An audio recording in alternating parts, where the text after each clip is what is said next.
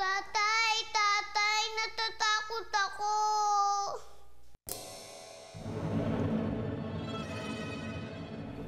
Nak? Huwag kang mag-alala, anak. Nandito na ako. Dahan-dahan lang.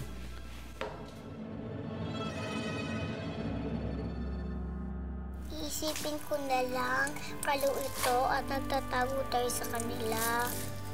Basta ang importante, anak. Lalaksan mo ang loob mo. Masyado ka pa kasing bata eh. Dapat maging malakas ka sa katawan mo. Yung isip mo, dapat alerto. Yung puso mo, dapat tibayan mo.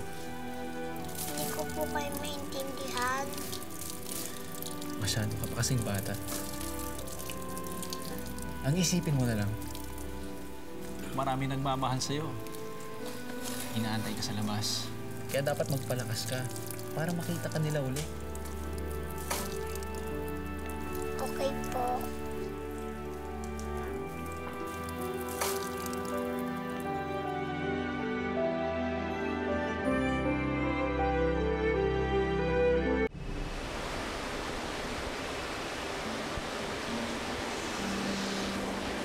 Hello?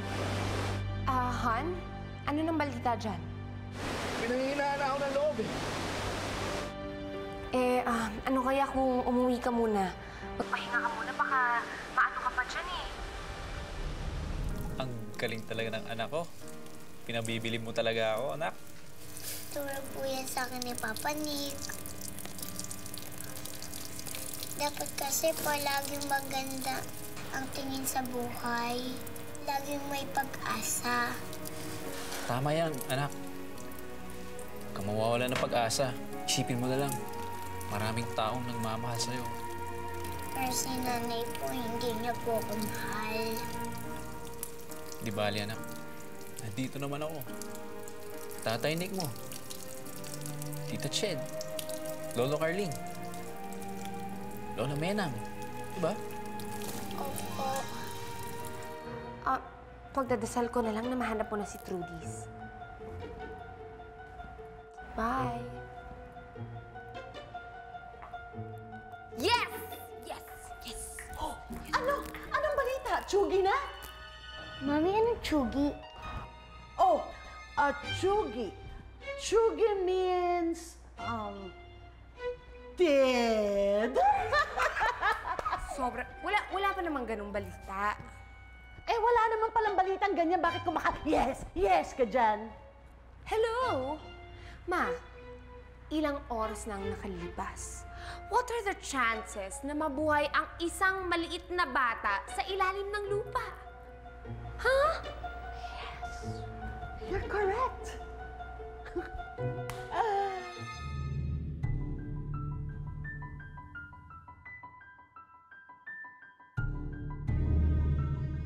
Ched, Sumahatid muna kita. Umuwi ka muna, magpahinga ka na lang. Hindi. Hindi ako aalis hanggat hindi ko pa nakikita si Trudis. Ginagawa namin ang lahat. Pero ikaw, kailangan mo magpahinga.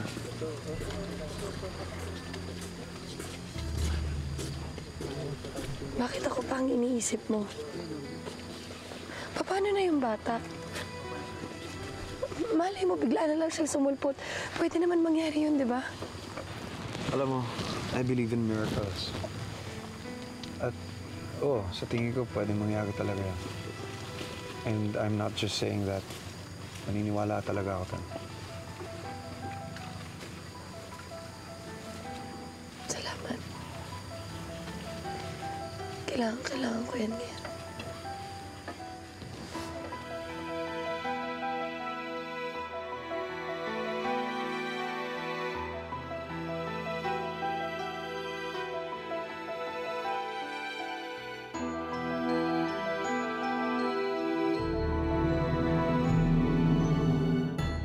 Tatay, napabago na po ako.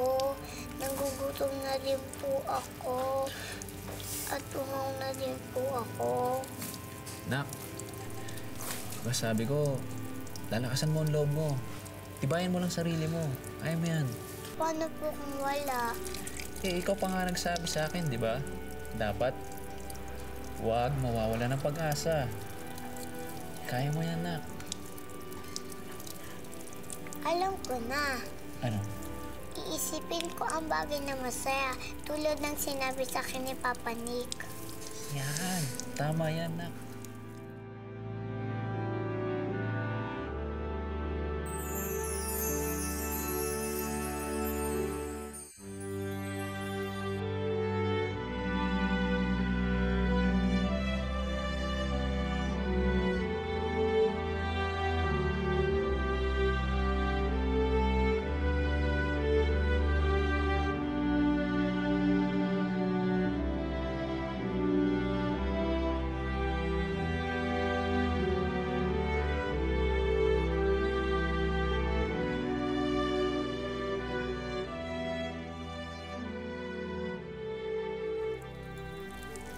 Sarap, di ba?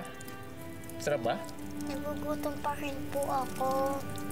Nak, di ba sabi ko sa'yo, tibayan mo lang ang loob mo, anak. Kunin mo sa puso mo ang lakas mo. Isipin mo na lang, yung mga tao nagmamahal sa'yo. Ay, mamatay na po ba ako? Hindi pa, anak. Masyado ka pang bata. Hindi mo pa oras. Inaantok na po ako.